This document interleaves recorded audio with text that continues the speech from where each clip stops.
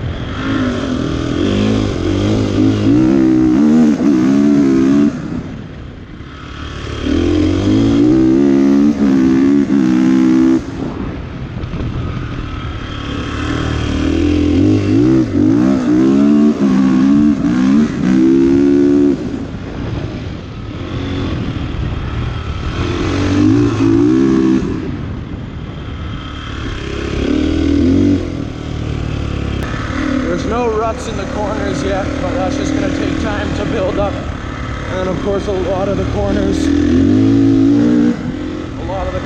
I'm going to build berms as well, but just the whole flow of the track, I'm completely satisfied. I'm so happy. It is a bit short, which I knew, but I can always expand it in the future. I just want to get some jumps on it now.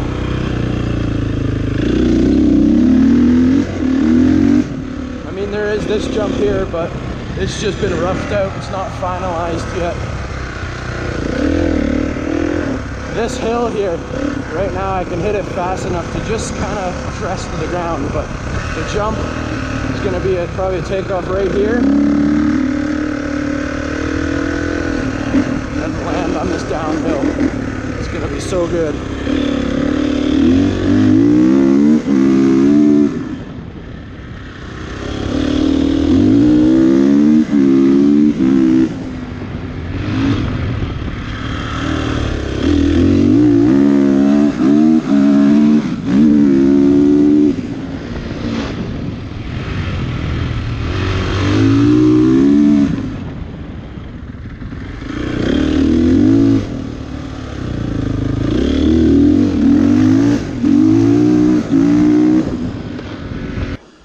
That's it for this video. I'm